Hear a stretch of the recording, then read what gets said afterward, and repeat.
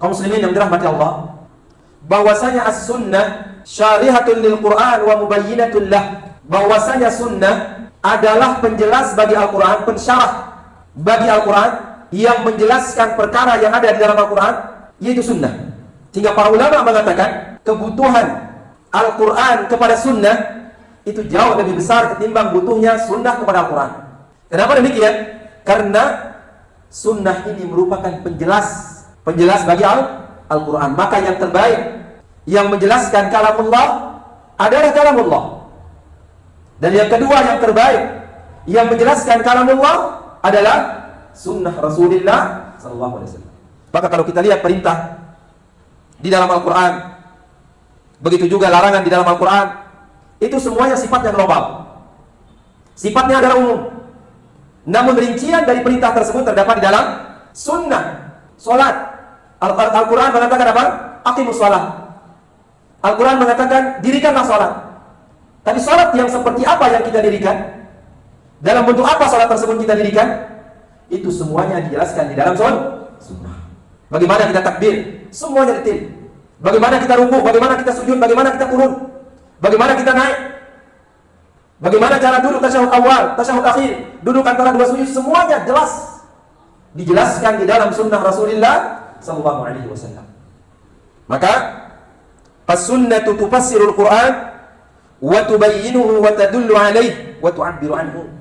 Bahwasanya sunnah sebagai penafsir bagi Al-Quran, penjelas bagi Al-Quran, menunjukkan kepada kita ini yang dimaksud oleh Al-Quran, menggambarkan kepada kita ini yang dimaksudkan oleh Al-Quran, itu oleh sunnah Rasulullah sallallahu alaihi wasallam.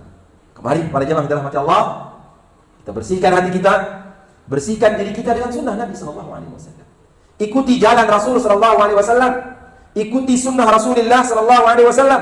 Berkata Syekhul Islam Ibnu Taimiyah rahimahullah di dalam Majmu' Fatawanya, beliau mengatakan fa'alaika bisunnati fa innaha syarihatun lil Qur'ani wa muwaddihatun lah. Hendaknya kalian berpegang teguh dengan sunnah, karena sunnah tersebut adalah sebagai pensyarah, penjelas bagi Al-Quran.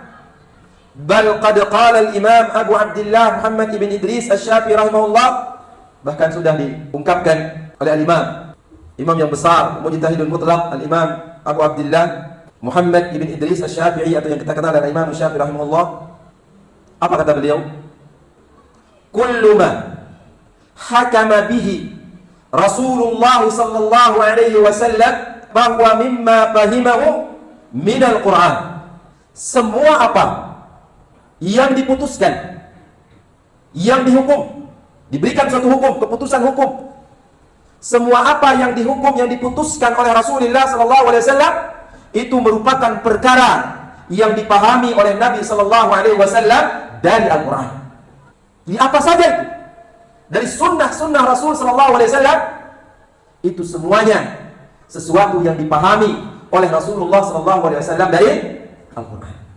Maka ketika ada seorang yang bertanya tentang mentato dan ditato, mencabut alis, menyambung rambut dan lain sebagainya, maka dikatakan oleh seorang sahabat, kalau tidak salah Abdullah bin Mas'ud radhiyallahu anhu, dikatakan kepadanya itu ada di dalam Al-Quran.